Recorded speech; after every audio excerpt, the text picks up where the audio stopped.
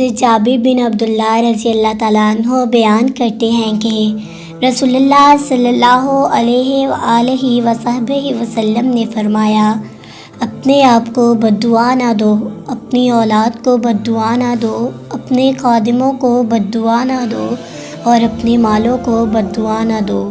ایسا نہ ہو کہ وہ اللہ کی طرف سے عطا و قبولیت کی گھڑی ہو، ادھر تم کوئی بد دعا کرو کہ اللہ تعالیٰ اسے تمہارے لیے قبول کر لے۔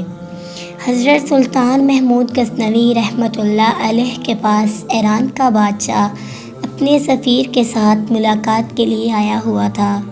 3 سالہ سلطنت کے امور پر تبادلہ خیال میں گزر گیا۔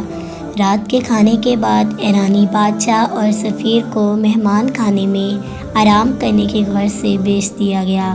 سلطان محمود غزنوی رحمۃ اللہ علیہ خود بھی مہمان خانہ میں ایک الگ خیمہ نما کمرے میں ٹھہرے تاکہ مہمانداری میں کوئی کمی نہ رہ جائے۔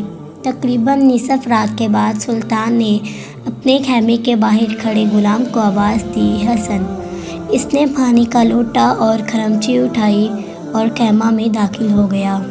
ایرانی بادشاہ بڑی حیرت سے اپنے خیمے کے پردے سے یہ منظر دیکھ رہا تھا اور ساتھ ہی ساتھ سلطان محمود غزنوی رحمۃ اللہ علیہ کے غلام حسن کا باہر آنے کا منتظر بھی تھا۔ جیسے کوئی سوال اس کو بے چین کیے ہوئے تھا۔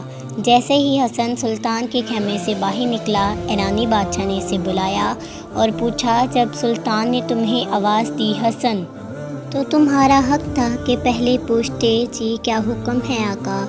تم بنا پوچھے ہی پانی کا لوٹا اور کھرمچی لے کر سلطان کے خیمہ میں چلے گئے۔ ہو سکتا تھا کہ سلطان کو کسی اور چیز کی طلب ہو۔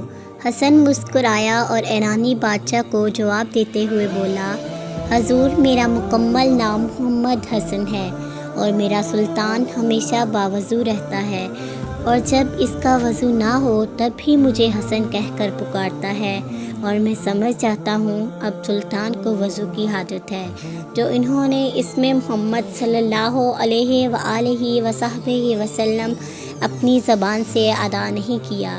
آج تک میرے سلطان نے بغیر وضو کے مجھے محمد حسن کہہ کر نہیں پکارا۔ اللہ اکبر! یہ تھے وہ ہمارے اسلامی تاریخ کے ہیروز جن کے دلوں میں عشق مصطفیٰ صلی اللہ علیہ وآلہ وصحبہ وسلم کا ٹھاٹھے مارتا سمندر تھا، اور کافر مشرک ان کا نام سن کر کانپتے تھے۔ سیدنا انس رضی اللہ تعالیٰ عنہ بیان کرتے ہیں کہ وہ ایک دن رسول اللہ صلی اللہ علیہ وآلہ وصحبہ وسلم کے پاس بیٹھے ہوئے تھے اور ایک آدمی نماز پڑھ رہا تھا۔ نماز پڑھنے کے بعد اس نے ان الفاظ کے ساتھ دعا کی، اللہم انی اسألک بأن لک الحمد لا الہ الا انت المنان بدیع السماوات والارض یا ذا الجلال والاکرام یا حی یا قیوم۔ جب نبی کریم صلی اللہ علیہ وآلہ وصحبہ وسلم نے یہ دعا سنی تو فرمایا، اس بندے نے اللہ تعالیٰ سے اس کے ایسے عظیم نام کے ساتھ دعا کی ہے کہ جب یہ کلمات پڑھ کر دعا کی جائے تو وہ قبول فرماتا ہے، اور جو کچھ بھی مانگا جائے وہ عطا فرما دیتا ہے۔ ایک ولی سے ابلیس نے کہا، تجھے اللہ پر بہت یقین ہے تو اونچے پہاڑ پر چڑھ کر چھلانگ لگا دے، دیکھتے ہیں کہ تیرا اللہ تجھے بچاتا ہے کہ نہیں۔ ولی نے جواب دیا، یہ اللہ کا کام ہے کہ مجھے آزمائے، میرا کام نہیں کہ میں اپنے سچے رب کو آزماؤں۔